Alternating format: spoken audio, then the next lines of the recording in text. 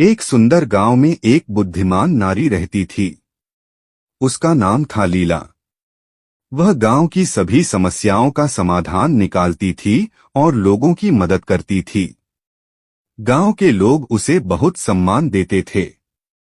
एक दिन गांव में एक प्रसिद्ध ऋषि आए। उनका नाम था आनंद। ऋषि ने गांव में शांति और प्रसन्नता देखकर लीला की प्रशंसा की। उन्होंने कहा, हे लीला, तुमने इस गांव को बहुत खुशहाल बनाया है। तुम्हारी बुद्धि और करुणा से लोग बहुत लाभान्वित हुए हैं। लीला ने विनम्रता से कहा, महात्मा, यह मेरा कोई विशेष गुण नहीं है। मैंने भी जीवन में बहुत संघर्ष किया है। मैंने देखा है कि दुख और सुख जीवन का हिस्सा है। हमें इन दोनों का सामना करने की शक्ति होनी चाहिए। ऋषि ने कहा, तुम्हारी बात सही है लीला। जीवन में उतार चढ़ाव आते रहते हैं। महत्वपूर्ण यह है कि हम इन परिस्थितियों से कैसे निपटते हैं। हमें धैर्य और शांति बनाए रखनी चाहिए। लीला ने पूछा, महात्मा, आप जीवन में क्या सीखे हैं? ऋषि ने मुस्कुराते हुए कहा, मैंने सीखा है कि क्रोध और लोभ मन को अंधा बना देते हैं। हमें इनसे दूर रहना चाहिए। हमें दूसरों की मदद करनी चाहिए और हमेशा सत्य का मार्ग अपनाना चाहिए।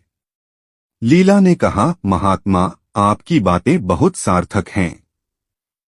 मैं इन बातों को हमेशा याद रखूंगी। ऋषि ने कहा, लीला, याद रखो, ज्ञान केवल किताबों में नहीं मिलता है। यह जीवन के अनुभवों से भी सीखा जा सकता है। हर व्यक्ति के पास कुछ न कुछ। विक्रम एक प्रतिभाशाली युवक था। पढ़ाई में अव्वल, खेलों में दक्ष और कला में रुचि रखने वाला। लेकिन जीवन ने उसके साथ एक ऐसा खेल खेला कि वह धीरे धीरे खुद को ही भूलने लगा। सब कुछ एक दिन में ही बदल गया। एक सड़क दुर्घटना ने उसके माता पिता को छीन लिया। अकेलापन उसे घेरने लगा। घर जो कभी खुशियों का घर था, अब एक खालीपन सा लगने लगा। दोस्तों के साथ खेलने का मन नहीं करता था।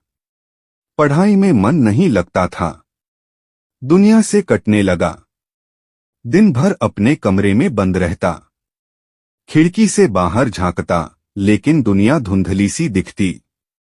लोग आते जाते, हंसते खेलते, लेकिन उसके लिए सब कुछ बेजान सा लगता। खाने पीने में भी रुचि नहीं रही। शरीर दुर्बल होता जा रहा था। एक दिन उसके पड़ोसी ने उसे देखा। उनकी चिंता बढ़ गई।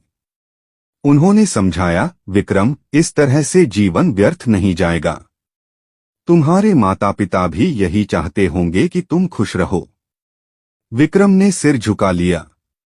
उसे पता था कि वह गलत कर रहा है, लेकिन खुद को संभाल नहीं पा रहा था। पड़ोसी ने उसे एक पुस्तकालय में ले गए। वहां किताबों की दुनिया ने उसे एक नया रास्ता दिखाया। उसने साहित्य पढ़ना शुरू किया। कवियों की रचनाओं ने उसके मन को छुआ।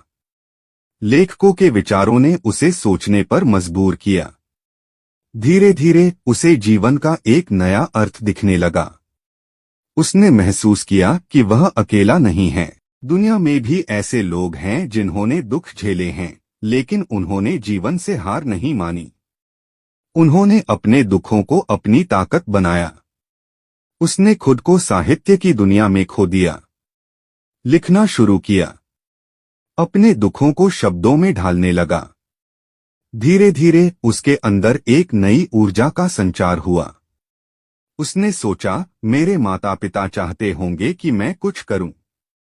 मैं अपने जीवन को सार्थक बनाऊं। उसने एक साहित्यिक संस्था बनाई। युवाओं को लेखन के लिए प्रोत्साहित किया। उनकी प्रतिभा को निखारा।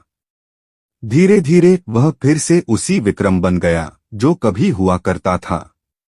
खुश, संतुष्ट और जीवन से जुड़ा हुआ। उसने महसूस किया कि दुख ने उसे तोड़ा नहीं, बल्कि मजबूत बनाया। एक युवक सबको धोखा देने लगा, पत्नी समझाती है।